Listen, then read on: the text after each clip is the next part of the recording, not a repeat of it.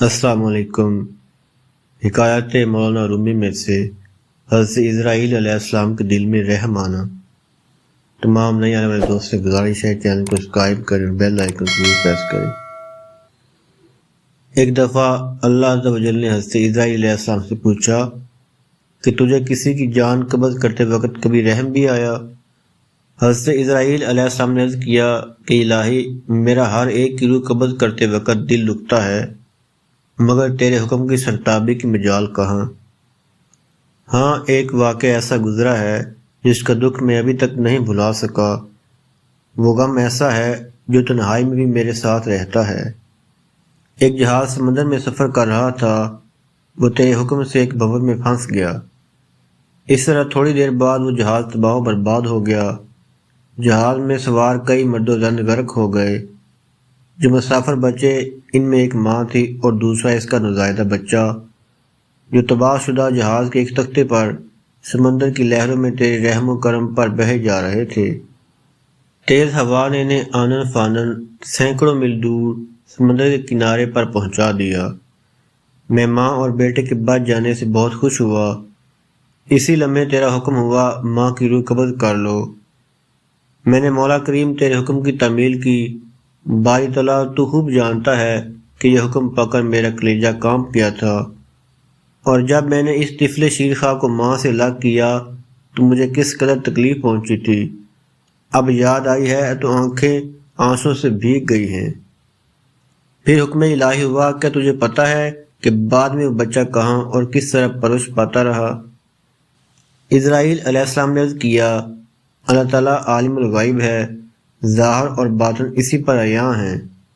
اللہ عز و جل نے فرمایا، ہم نے موج سمندر کو حکم دیا، اس لاوارث بچے کو اٹھا کر ساحل پر ڈال دے۔ ساحل کے قریب ایک سرسبز و شاداب جزیرہ تھا۔ ہم نے پھولوں کو حکم دیا کہ بچے کے نیچے سیج بچھا دے۔ سورج سے کہا، اپنی تیز شعاؤں سے بچے کو محفوظ رکھنا۔ بادل کو کہا، بچے سے ذرا فاصلے پر برسے۔ درختوں کی شاخیں خود بخود جھک کر پھل اور ان کا رس اس کے منہ میں ڈال دیتی تھیں۔ جزیرے میں ایک شیرنی کی ہم نے ڈیوٹی لگا دی، وہ روزانہ اسے دودھ پلاتی۔ شیرنی کے خوف سے کوئی جانور بچے کے پاس نہیں آ سکتا تھا۔ اس جزیرے میں ہم نے خوش نو اور حسین پرندے بھیجے جو ہر وقت چہچہاتے تاکہ بچے کا دل پریشان نہ ہو۔ ہوا کو حکم دیا کہ اس پر سے آہستہ آہستہ گزرے تاکہ اس کو کوئی تکلیف نہ ہو۔ اے اسرائیل علیہ السلام، متنہا اور بظاہر بے یار و مددگار بچہ پرورش پا کر خوب صحت مند اور بہادر ہو گیا۔ ہم نے اس کے پاؤں میں کبھی کانٹا بھی نہ چبھنے دیا، دنیا جہان کی نعمتیں اسے عطا کی۔ اب اے ملک الموت علیہ السلام، تو جانتا ہے وہ بچہ کہاں اور کیا کر رہا ہے؟ ایک بادشاہ شکار کھیلتے ہوئے ادھر آ نکلا۔ وہ خوبصورت صحت مند بچے کو دیکھ کر بہت خوش ہوا۔ اسے اٹھا کر اپنے محل میں لے گیا۔ اس کے ہاں کوئی اولاد نہ تھی، انہوں نے اسے اپنا بیٹا بنا لیا۔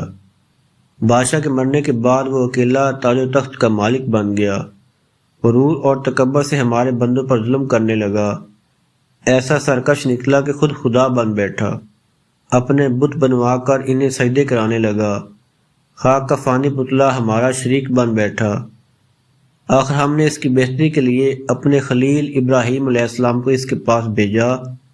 اس ظالم نے ہمارے پیارے کو بھی آگ میں پھینک دیا۔ اسرائیل علیہ السلام نے عرض کیا، اے مخلوقات کے خالق، تیرے بھید تو ہی جانے۔ میں اس سرکش بچے کی حالت سے بے خبر ہونے کی وجہ سے دل میں خیال اور ملال لاتا رہا۔ اے اسرائیل علیہ السلام، اس بچے نے میرا کیا شکریہ ادا کیا؟ دوسروں کے لیے تو ماں باپ کی پرورش حجاب بن جاتی ہے، مگر اس نالائق نے تو بلا واسطہ اپنی جیب میں بہت سے موتی ہم سے پائے تھے۔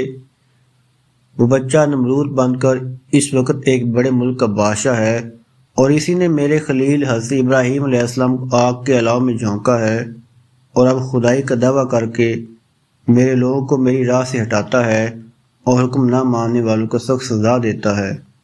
مولانا رومی رحمۃ اللہ علیہ کی شکایت سے بھی درس حیات حاصل ہوتا ہے۔ اے خدا کے بندے، تو اپنی اصلاح کر لے۔ زنجیر کتے کی گردن سے مت بحال کر، یعنی نفس کو قید و بند میں رکھ۔ نفس یقیناً ایک خونی درندے کی مانند ہے، اگر یہ احسان فراموش ہو جائے تو مصر نمرود بن جاتا ہے۔